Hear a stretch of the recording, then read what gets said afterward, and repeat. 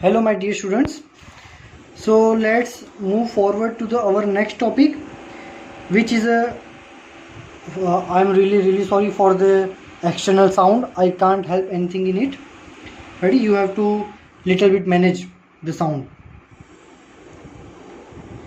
Drift of electrons and the origin of resistivity. Pay attention. In the previous lecture what we had seen, हमने देखा था कि भाई ये हमारा कंडक्टर है और कंडक्टर में positive charges ions they are always fixed, they will never move, and free electrons. For the simplicity I am drawing only one electron over here. Now what's happening, imagine there is no external connection, मतलब battery नहीं है, यहाँ पे हमने कोई भी type का connection नहीं दिया, सिर्फ एक सिंगल कंडक्टर ही है. So no battery is there, no electric field, that means no force. No force acting on electron means no acceleration. No acceleration means constant velocity. मतलब ये जो इलेक्ट्रॉन है वो ये पॉजिटिव के साथ कोलिजन करेगा, फिर after the collision it will perform the random motion. यहाँ पे जाएगा, फिर यहाँ पे जाएगा, फिर वापस ऐसे आएगा. So here in absence of electric field, here in absence of electric field, electron will perform random motion with constant velocity. Electron will perform random motion with constant velocity. तो रैंडम मोशन करने से क्या होगा, मान लो कि हमारे पास ये जो इलेक्ट्रॉन है वो है आई नंबर का इलेक्ट्रॉन, आइथ इलेक्ट्रॉन. अब उसकी वेलोसिटी है सपोज वी आई, बट ऐसे हमारे पास टोटल कितने इलेक्ट्रॉन्स है, बहुत सारे. Consider there are total N number of electrons. Total कितने इलेक्ट्रॉन्स है, एन नंबर ऑफ इलेक्ट्रॉन्स. तो सभी इलेक्ट्रॉन की एवरेज कितनी मिलेगी, 0.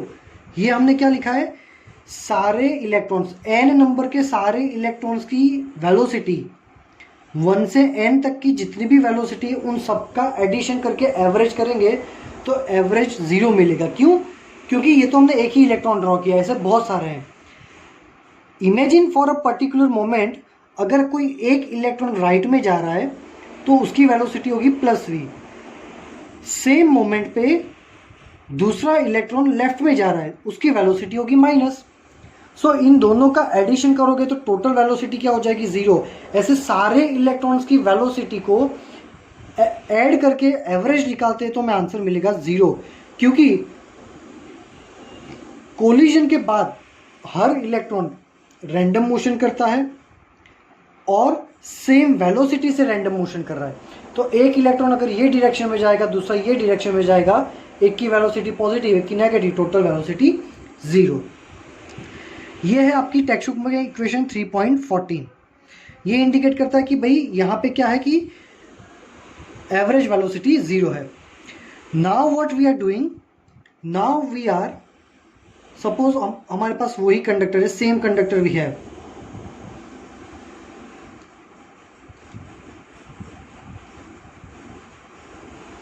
Ready?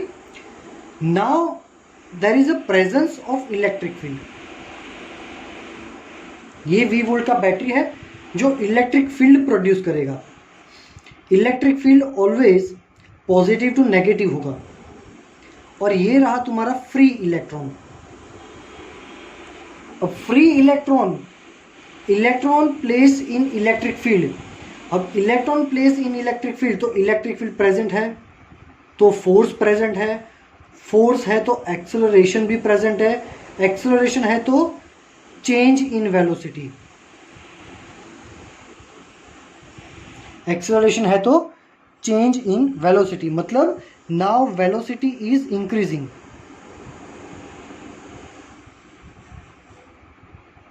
Here now the velocity is continuously increasing. तो इलेक्ट्रॉन पे कौन सी डायरेक्शन में फोर्स लगता है? Opposite to electric field. तो मतलब अब ये इलेक्ट्रॉन पे ऑपोजिट डायरेक्शन में फोर्स लगेगा, फोर्स है तो एक्सेलरेशन लगेगा, मतलब अब ये इलेक्ट्रॉन की वेलोसिटी इंक्रीज होगी। Now what is the meaning of increasing velocity? See here I am drawing the big diagram.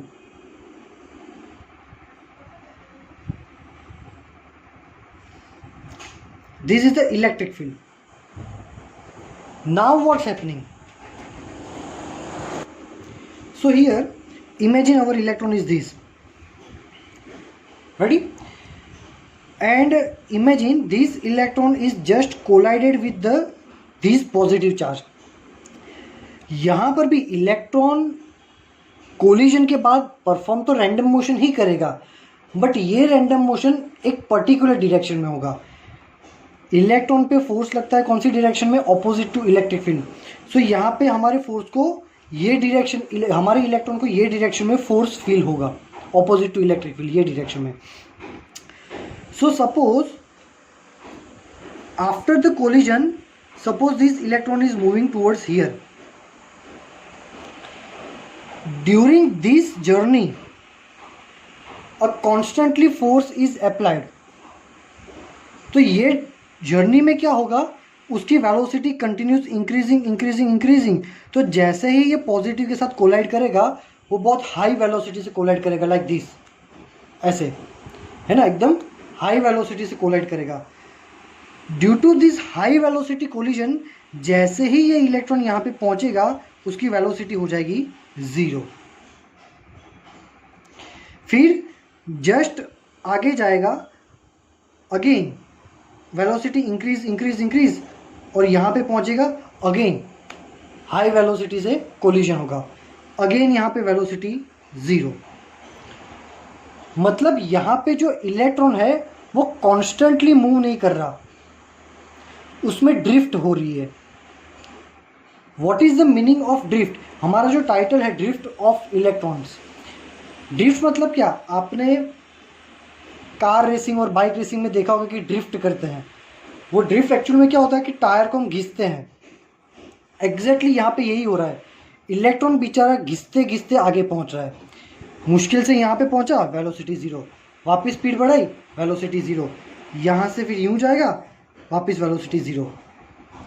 So electron जाएगा तो ऑपोजिट टू इलेक्ट्रिक फील्ड ही, बट ऐसे जाएगा। रेडी? अब ये पूरे केस को हम स्टडी करते हैं।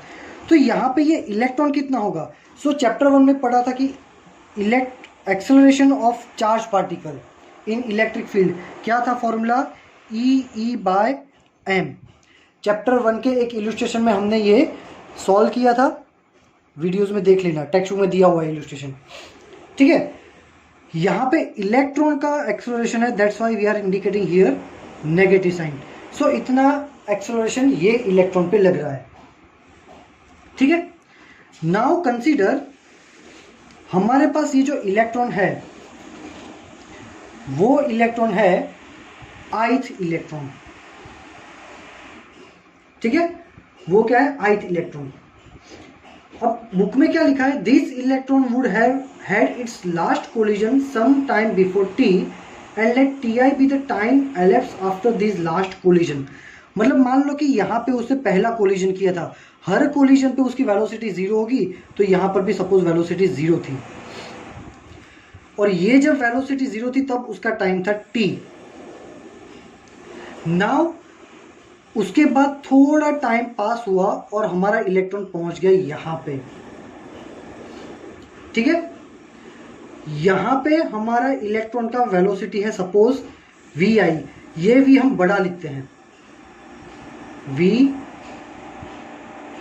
आई, ठीक है। वेलोसिटी 0 है, so velocity increase increase increase increase increase. एक इंटरमीडिएट स्टेट देखते हैं, तो हमारा formula v is equal to u plus a t. So v is the final velocity. Suppose ये हमारी फाइनल वेलोसिटी है, v i is equal to u हमारा initial velocity जो कि 0 है, बट सपोज कि वो वेलोसिटी को हम बोलते हैं small v i. So v is equal to u plus acceleration, और यहां से यहां आने के लिए टाइम लग रहा है सपोज टी आई। कितना टाइम लग रहा है? T I. रेडी? चलो, ये तो एक वेलोसिटी है, एक इलेक्ट्रॉन की वेलोसिटी। ऐसे तो हमारे पास टोटल कितने इलेक्ट्रॉन है? We have total n number of electrons, ठीक है। तो हमें क्या करना है? यहां पे सभी का एवरेज करना है। क्या करना है? सभी का average. So whenever we are averaging this term, तो एक इलेक्ट्रॉन है, ऐसे सभी इलेक्ट्रॉन का एवरेज करोगे तो आपको एक फाइनल वेलोसिटी मिलेगी जो कि हो जाएगी drift velocity, is equal to ये वेलोसिटी तो कैसी होगी? ऑब्वियसली 0। इन सब का एवरेज क्या हो जाएगा? 0 एंड टाइम। अब जरूरी नहीं है कि हर इलेक्ट्रॉन यहां से यहां, time between two collision, time between two successive collision जरूरी नहीं कि हर बार सेम हो सकता है इसमें 1 सेकेंड लगे, इसमें 2 सेकेंड लगे, किसी को 1.5 सेकेंड लगे। सो यहाँ पे एवरेज टाइम के लिए हम क्या करेंगे? देखो यहाँ पे पहले मैं लिख देता हूँ -e/m, और यहाँ पे ti जो है इसका भी हमें एवरेज करना पड़ेगा। देखो, सारी फाइनल वेलोसिटियों का एवरेज मतलब ड्रिफ्ट वेलोसिटी, सारी इनिशियल वेलोसिटियों का average 0। This is the acceleration as it is. बचा क्या? टाइम। अब टाइम का भी एवरेज करेंगे, बट सबका टाइम सेम नहीं होता। सो यहाँ पे हम नया एवरेज टाइम कंसीडर करेंगे कि भैया टी आई और इनका एवरेज क्या होगा। तो ये टाइम को अब हम कंसीडर करेंगे टाउ, और ये टाउ को बोलेंगे रिलैक्सेशन टाइम। भाई ये रिलैक्सेशन टाइम क्या होता है? Relaxation time is time between two successive collision. Tau क्या है? Time between two successive collision. मतलब हमें पता है कि सभी इलेक्ट्रॉन का कोलिजन का टाइम सेम नहीं होता, अलग अलग होता है।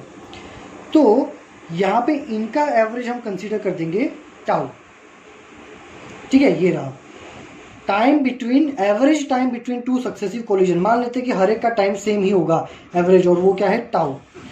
सो यहाँ पे हमें फाइनल फॉर्मूला मिला Vd is equal to minus E/m into tau. So ये हो गया हमारा ड्रिफ्ट वेलोसिटी। मतलब ये हमने फाइंड क्या किया? ये हमने फाइंड किया, वेरी इंपॉर्टेंट, पे अटेंशन,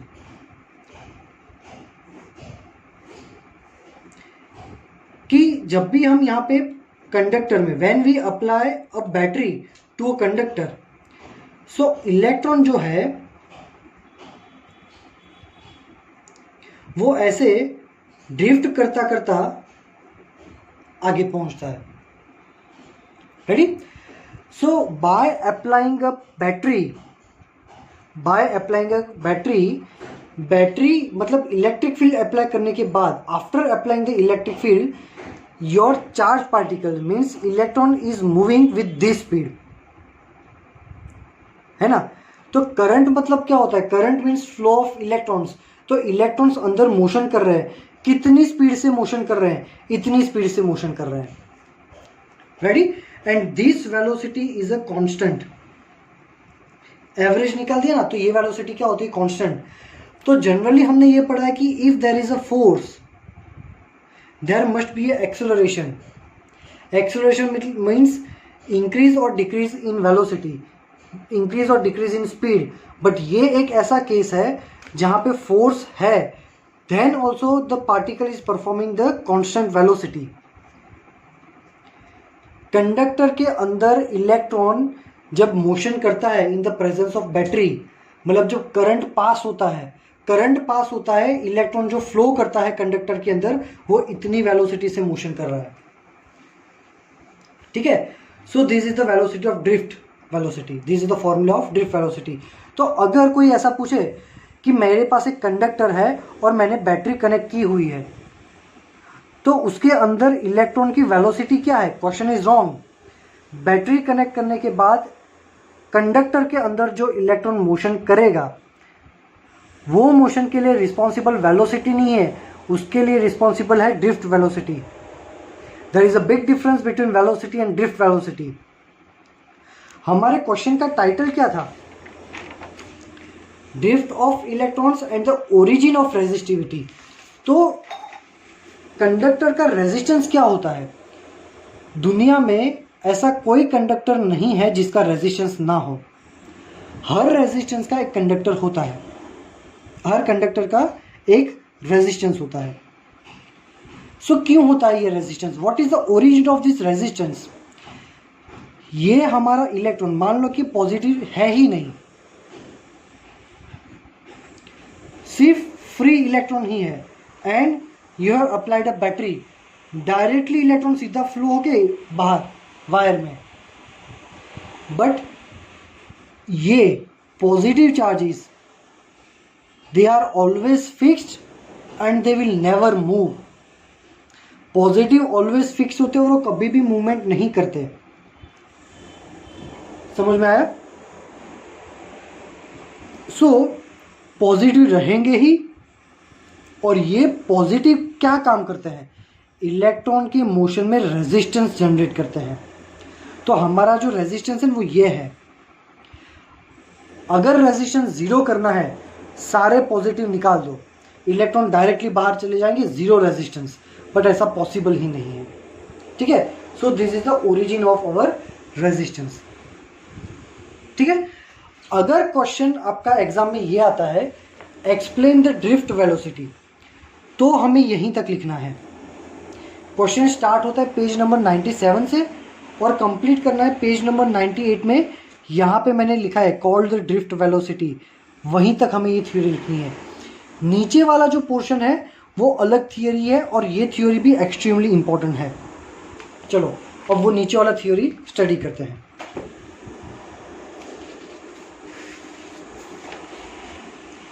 चलो सो जो नीचे वाला थ्योरी है उसका टाइटल है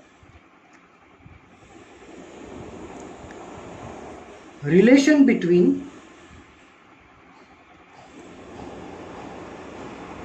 current density means J and drift velocity VD। J और VD के बीच में रिलेशन हमें फाइंड करना है। चलो pay attention, little bit complicated but easy. Suppose this is my conductor and we have applied electric field in this direction. हमने क्या किया, ये डायरेक्शन में इलेक्ट्रिक फील्ड अप्लाई किया, तो electron obviously electron will travel opposite to the electric field. So all the electrons are traveling in this direction. All the electrons are traveling in this direction. Suppose the area of this conductor is A. Ready? चलो so यहाँ पे पहले ये देखेंगे कि ये distance कितना है। सपोज ये डिस्टेंस है डेल्टा एक्स, पूरा डिस्टेंस क्या है डेल्टा एक्स। तो ये डेल्टा एक्स डिस्टेंस को हम कैसे डिफाइन कर सकते हैं, रेडी। सपोज ये थियरी में सब कुछ सपोज ही होगा।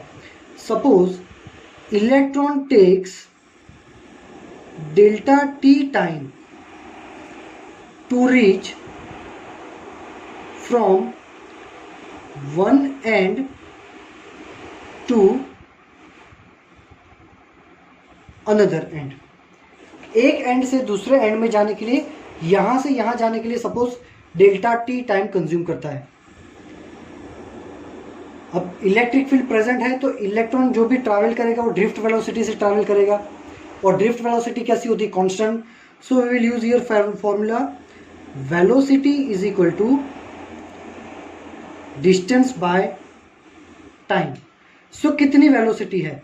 ड्रिफ्ट वेलोसिटी वीडी है। कितना डिस्टेंस ट्रैवल करना है उसको? Delta x. कितना टाइम ले रहा है? Delta T. सो इसमें से अगर डेल्टा एक्स को सब्जेक्ट बनाएंगे तो क्या होगा? VD into delta T. So ये जो डिस्टेंस है उसका फॉर्मूला मुझे मिला VD dot delta T, VD into delta T. ठीक है, मतलब ये काइंड ऑफ हमने लेंथ फाइंड कर दी कि हमारे कंडक्टर की लेंथ कितनी है, इतनी लेंथ है। अब यहाँ पे एक नई क्वांटिटी डिफाइन करेंगे, नंबर डेंसिटी ऑफ इलेक्ट्रॉन, जिसको हम बोलेंगे n। क्या होता है नंबर डेंसिटी?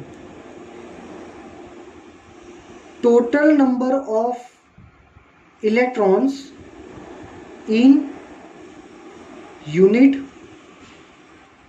वॉल्यूम।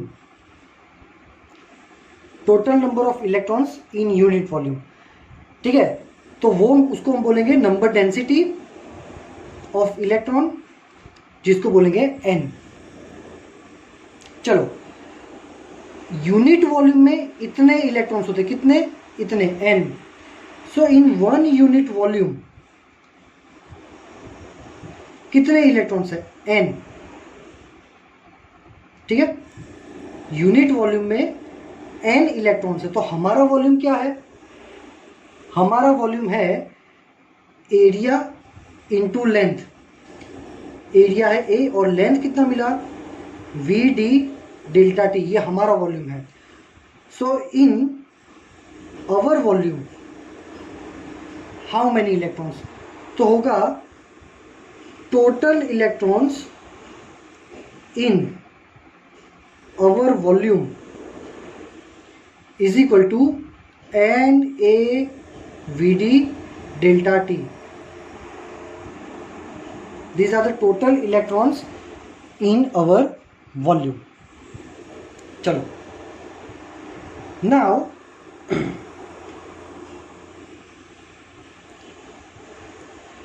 एक इलेक्ट्रॉन जो है,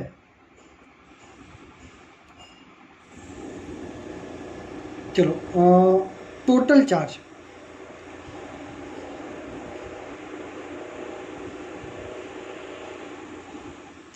so total charge produced by these electrons है ना। तो टोटल चार्ज का फॉर्मूला क्या है? Q is equal to n e, where n are the number of charges. हमारे पास तो कितने इलेक्ट्रॉन्स है? इतने चार्ज है। एक इलेक्ट्रॉन का चार्ज होता है 1.6 इंटू 10⁻⁻19। तो इतने सारे चार्ज मिलके, इतने सारे इलेक्ट्रॉन मिला के टोटल कितना चार्ज होगा? So total charge produce is number of electrons, इतने नंबर ऑफ इलेक्ट्रॉन्स है। So N A we D delta T into E. So हमारे कंडक्टर के अंदर टोटल इतने चार्जेस हैं।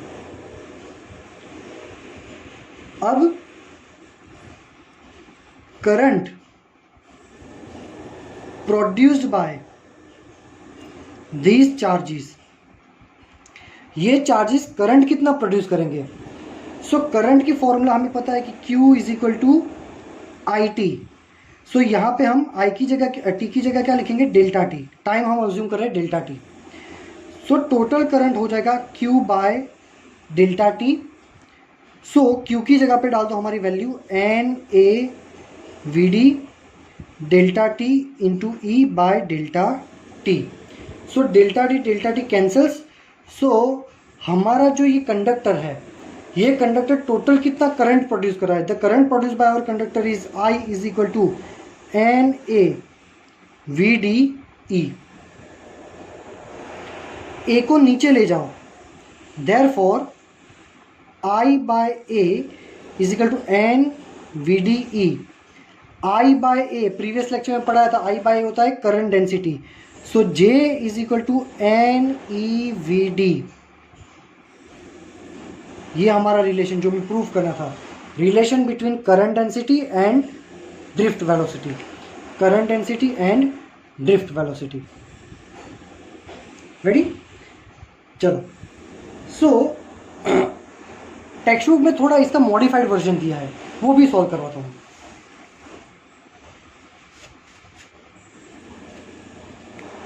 सो हमने क्या प्रूव किया है? हमने अब तक ये फॉर्मूला प्रूव किया है, J is equal to NEVD। Ready? अब ये जो VD है, drift velocity, so previous lecture में हमने ड्रिफ्ट वेलोसिटी की एक फॉर्मूला डिराइव की थी और वो फॉर्मूला थी VD की, ये E by M tau, minus is a direction, so J is equal to NE, और VD की जगह क्या लिखेंगे? E by M tau, E by M tau. Ready? So multiply करो, J is equal to NE square E tau by M। Ready? NE square E tau by M। Vector form में अगर लिखे तो J और E vector quantity है। ये हो गया आपका टेक्स्ट बुक में question number 3 equation number 3.22। Ready? So previous lecture में हमने एक क्वेश्चन, एक फॉर्मूला देखा था, Ohm's law, another form of Ohm's law, J is equal to sigma into E। क्या था? J is equal to sigma into E। So ये formula को कंपेयर करो, J इज इक्वल टू ये E तो E, बाकी इसमें क्या बचा? इसमें बचा NE square tau by M और इसमें बचा सिग्मा, दैट मीन्स सिग्मा ही तुम्हारा NE square tau by M है, where sigma is a conductivity, है ना? सिग्मा क्या है? हमारा कंडक्टिविटी। और ये जो हमारा फॉर्मूला है मोस्ट टाइम पे, J is equal to NEVD, उसमें N क्या है? N है number density, number of free electrons in unit volume, है ना? ये जो N है वो हमारा नंबर डेंसिटी है। सो ये है हमारा IMP इक्वेशन, ठीक है? और हमारा जो ड्रिफ्ट वेलोसिटी का फॉर्मूला है ये भी IMP क्वेश्चन, एंड ये हमारा कंडक्टिविटी का फॉर्मूला IMP। बस इतने फॉर्मूला 3 याद रखोगे तो भी मोर देन इनफ है, ठीक है? तो आज के लेक्चर में इतना ही रखते हैं। Still if you are having any doubt you can ask me in the message section. May be possible है कि ये जो थियोरी है इसमें थोड़ा थोड़ा आपको कन्फ्यूजन लगे, बट आपके पास तो वीडियो है, आप फॉरवर्ड रिवर्स भी कर सकते हो, है ना? अगर नहीं समझ में आ रहा, रिवाइज करना है, रिकॉर्डेड वीडियो है, उसको फिर से स्वाइप करके आगे ले जाओ, पहले से वीडियो देखो। But this is the simplest method, that's my challenge. इससे ज़्यादा सिंपल मेथड में एक्सप्लेन नहीं हो सकता ये, है ना? Still if you are having doubt you can ask me in the message section. You can also WhatsApp me on my personal number, है ना? Don't ever hesitate to ask the question. We are trying our best to deliver a knowledge, है ना? And you are in the 12th, तो videos को अच्छे से देखना, जो भी डाउट है उसको पूछ लेना। Thank you very much my dear students.